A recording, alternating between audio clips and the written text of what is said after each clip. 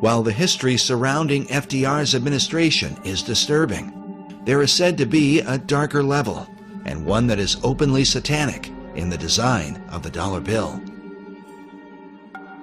These allegations begin with a group founded in Bavaria in 1776, known as the Illuminati. The order was founded by a man named Adam Weishaupt, with the alleged purpose of perfecting society. The symbolism of the dollar bill, Adam Weishaupt, do you really think it has anything to do with the Illuminati, in your opinion? Is the Illuminati to be defined as Freemasons and Rosicrucians and other secret society members? If that's the case, then yes, I believe the symbol on the dollar bill, the truncated pyramid, is directly related to the Illuminati, because Roerich was the Illuminati. In the 18th century, the original order was thought to have a bloodthirsty agenda, and it was believed that they secretly worshiped Lucifer. George Washington warned about the Illuminati in his letters, while Thomas Jefferson and Benjamin Franklin were thought to be members of its inner circle. Which brings us to our next speaker. He claims to have been raised in a modern Illuminati family that dates back to the 1700s. He says that, as a child, he was made to practice black magic and witchcraft. His name is Doc Marquis. My family goes back into the Illuminati all the way back to 1789. Of course, we have no way of either confirming or denying Doc's claims, but it is worth noting that he has acted as an expert on the occult for law enforcement and the FBI.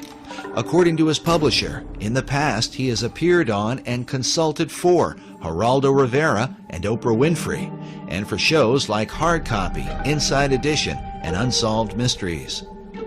Doc has been a Christian since 1979, but he says that part of his upbringing in a family that worshiped Lucifer was to be taught about the secret Illuminati symbols of the dollar bill, and that understanding them begins with the Rothschild dynasty. Meyer Amschel Rothschild had made a very interesting and profound statement. He said, "Allow me to control and issue the money of a nation, and I care not who writes its laws." And he was right.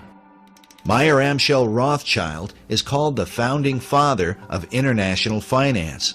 In 2005, Forbes magazine ranked him 7th on their list of the 20 most influential businessmen of all time. All this happened back in 1776, and this was during May 1st and shortly thereafter.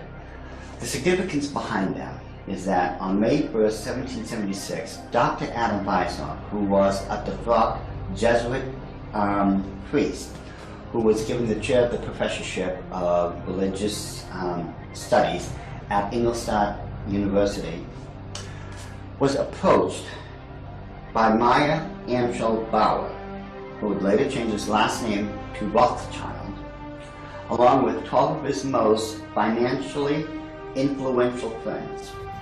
They knew Weishaupt at that particular time was not only a genius when it came to the occult world, but Weishaupt also had an axe to grind, because it was the Catholic Church that just recently defrocked him. He was no longer a Jesuit priest, and he was going to send a message to them, to the monarchies of Europe, and to all other people who would try to have their will over his. What Rothschild and Weishaupt came up with was a plan to destroy the old world system of government through monarchies and the church, and to set up a new world order in its place. This is said to be the great plan of all the secret societies. So what happened? Meyer Amschel Bauer approached Weishaupt and basically told him, "We know you've got the occult knowledge and genius to put it all together. We've got the money. You do it, we'll back it." Just to paraphrase what really happened.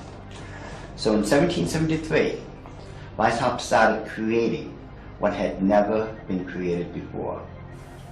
The idea of Illuminism had always been around, ever since the days of Babylon, with the co-founders of being that Nimrod and Semiramis. But no one had ever been able to actualize it. However, May 1st, 1776, the order of the Illuminati had become a reality under the auspices of Dr. Adam Weishaupt. Now, like other nations, orders, countries and such, they have their two great seals. The order of the Illuminati does. Those two seals can be found on the back of a $1 bill. People mistake those to be the two great seals of the United States of America. They are not. Those are the two seals of the order of the Illuminati. And I'm going to explain it to you. In order to understand the seal itself, we have to first take a look at every single thing that composites it. We look at the first part of it on our left, which would be the truncated pyramid one. Above it is a 13-letter Latin expression that says Annuit Corruptus, and directly underneath the base of the pyramid is a 3-word Latin expression which is Novus Ordo Seclorum. If you were to look up the word, let's say, work, in the English dictionary, you're going to find at least 50 different meanings for it. It is the same thing in Latin. Different words have different meanings. They have more than one meaning. The word seclorum, one of the definitive meanings is secular. Something that is secular is of the world. So it is proper, very proper, to translate the bottom as New World Order, the Novus Ordo Seclorum. The whole of it is saying, announcing the birth of a new world order. This would be Dr. Adam Weishaupt himself, the very first head of the Order of the Illuminati. It was Weishaupt who had himself come up with a 7-part plan to create what he called the Novus Ordo Seclorum, or the New World Order. This is the person responsible for it.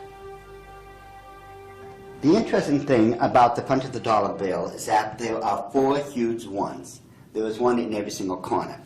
Now if we look at every single one of them, they each have an oval around it, except for the top right-hand one.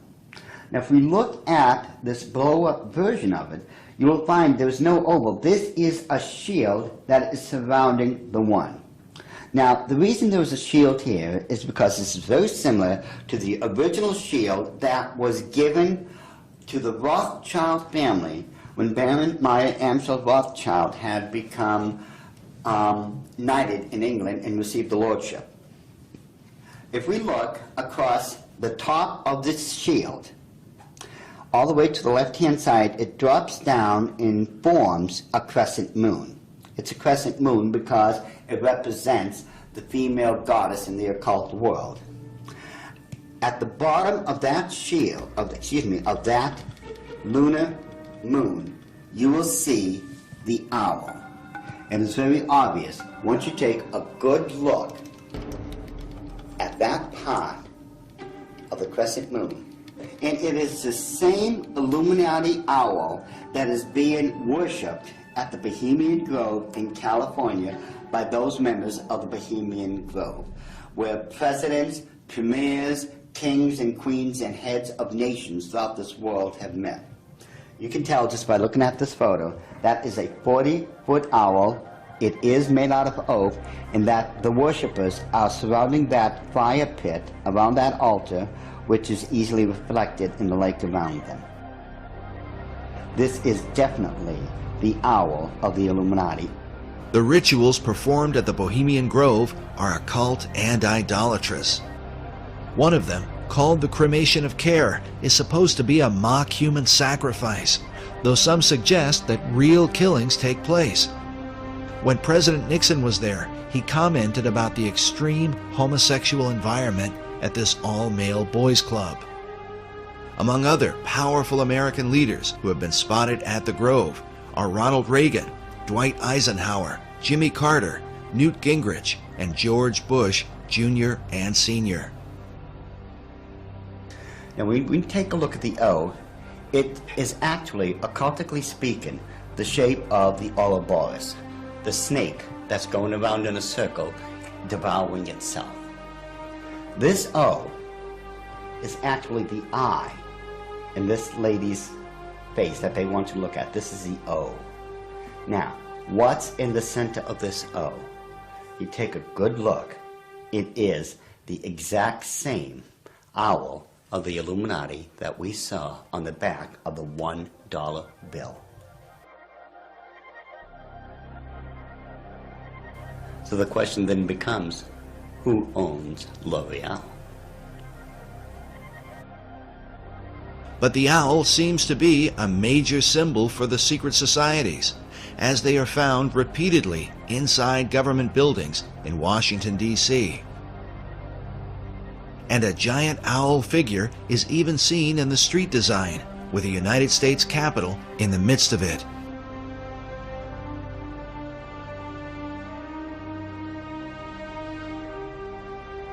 Now the Druids from the Gaelic means, Druid means men of oak. These people worshipped creation among other things, but their sacred symbol was the owl because the ancient god of magic and of the hunt was Pallas Athena. Her bird was the owl, and that owl represented wisdom. It always has. Pallas Athena was also the goddess figure who was said to inspire Sir Francis Bacon. But now look at this owl seal at the Bohemian Grove, where it says, "Weaving spiders come not here."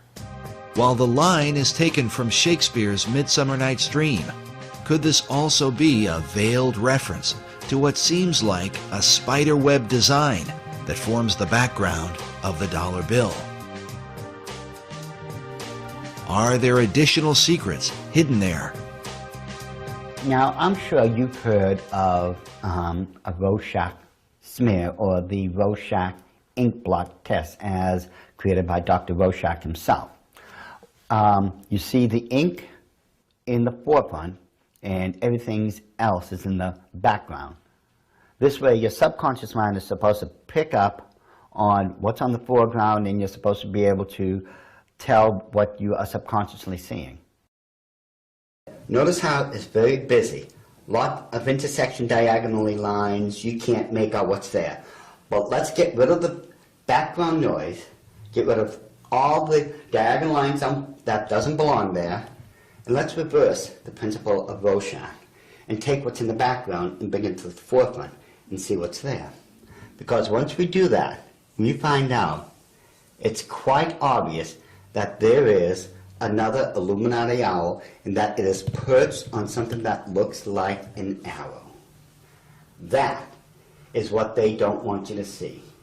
Once you see this owl here and compare it to the other one on the left-hand side of it, it becomes very obvious that this is an owl. You can now begin to distinguish beyond all that busy signals and such that they don't want you to look through. Yet, they place there in honor of their totem bird, the owl of wisdom, which is the totem bird because their god, Lucifer, was supposed to have been the wisest of all of God's creation. Wisdom of Lucifer, wisdom into the bird, wisdom into the word Illuminati. Therefore, the chain of wisdom is followed all the way through. All right, now, did they teach you this in the Illuminati? Yes.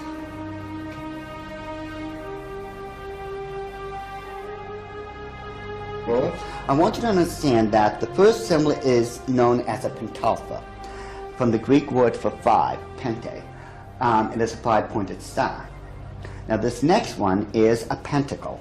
Now it looks similar, but I want you to notice how it is interwoven.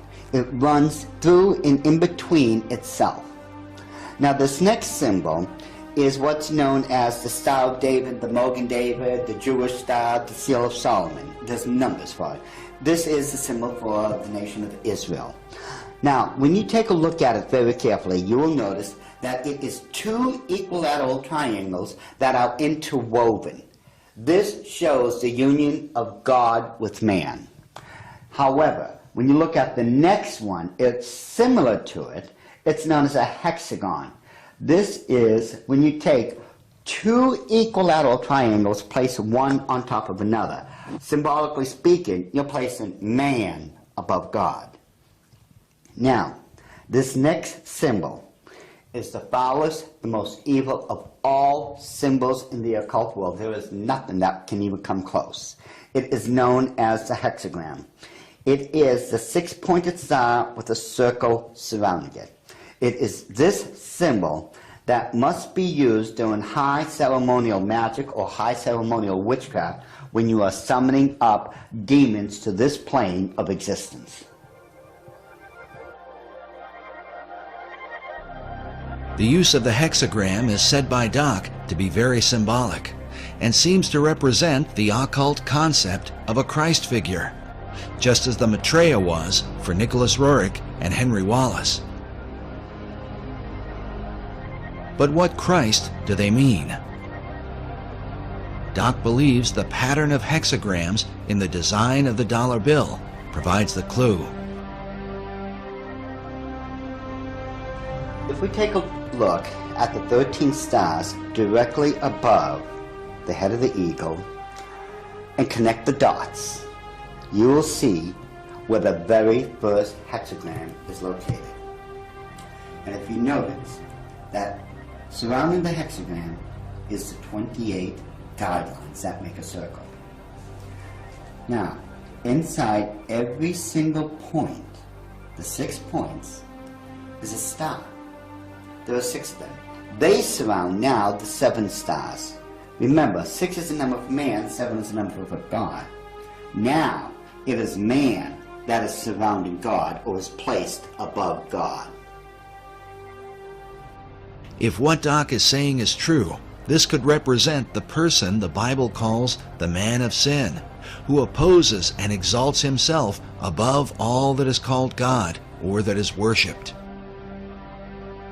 Doc's interpretation seems to also fit the worship of Lucifer, for in the Bible, Lucifer declares that he will exalt his throne above the stars of God.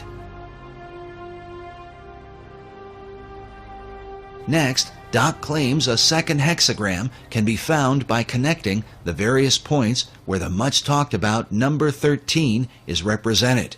And don't try to tell me it's the 13 colonies.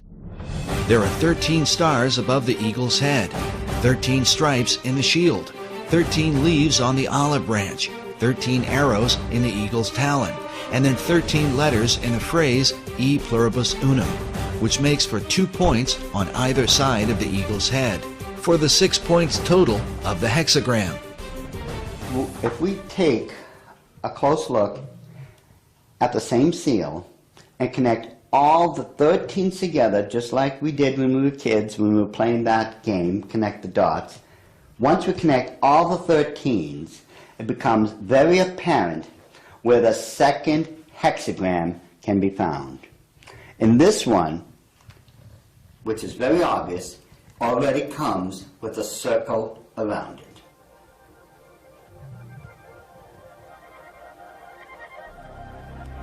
So this is the second hexagram here in figure 2. Yes. And then where's the third hexagram? The third hexagram can be found on the other part of the Great Seal. Again, connect all the 13 together, the 13 letters, the 13 steps in the pyramid, connect all this together. And you'll note with the circle that's already there, it forms the third hexagram.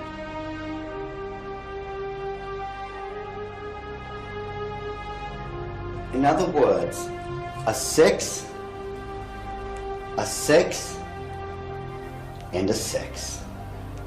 A 6, 6, 6.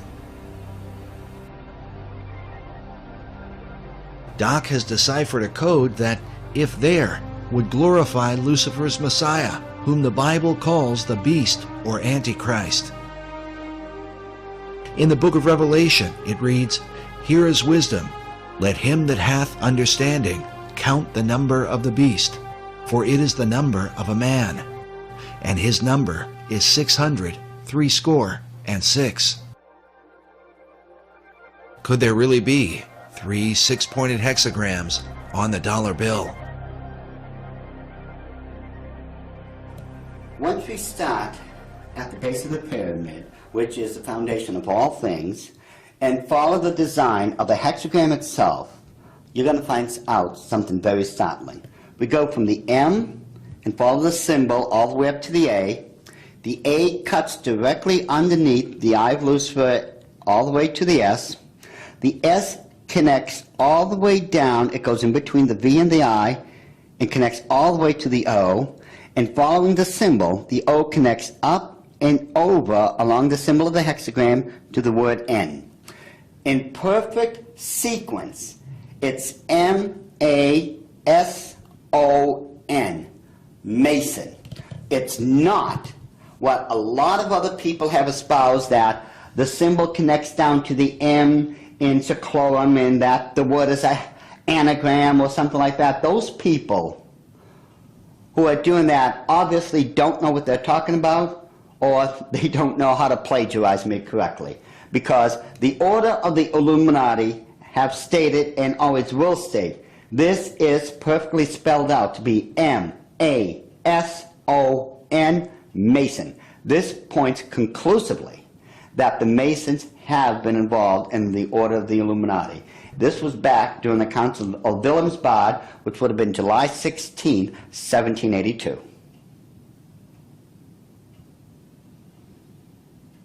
All right, so what are we seeing?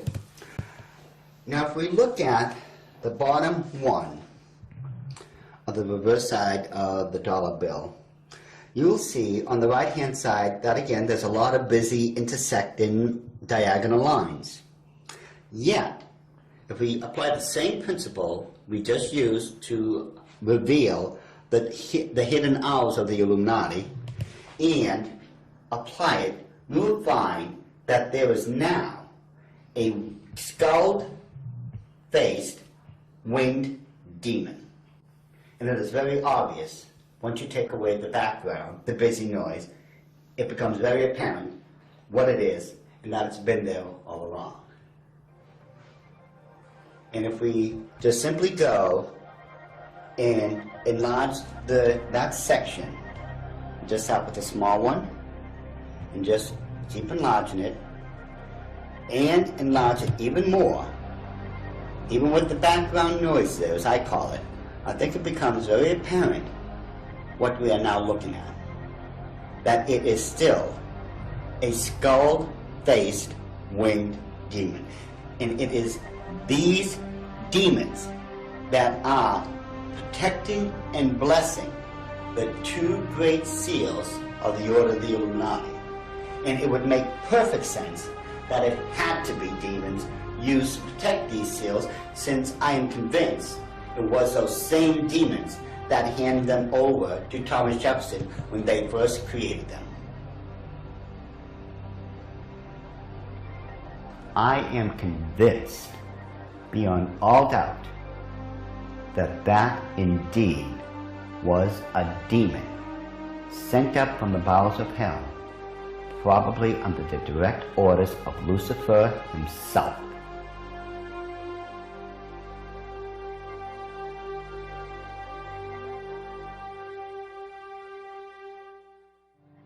Doc Marquis makes it clear that he is no longer involved in the occult, and that since becoming a Christian, he has dedicated himself to warning others about the activities of the secret societies that worship Lucifer.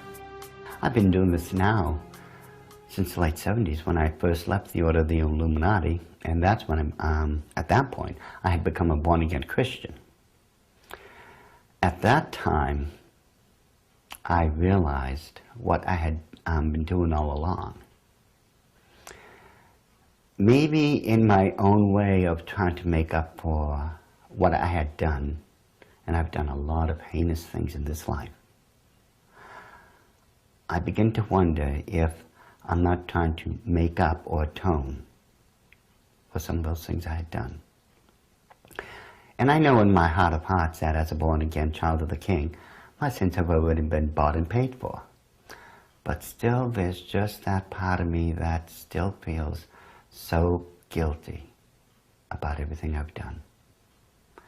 So it could be in my own way, and I'm somewhat convinced that in my own way, I'm still trying to make up for all those crimes I was guilty of when I was in the Illuminati.